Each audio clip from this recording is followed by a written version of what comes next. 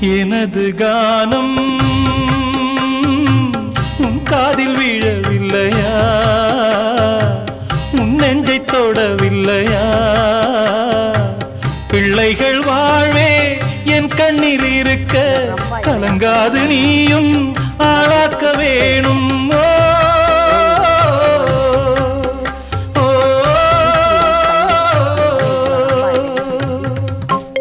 குப்பையில போட போறேன். கமாண்டர்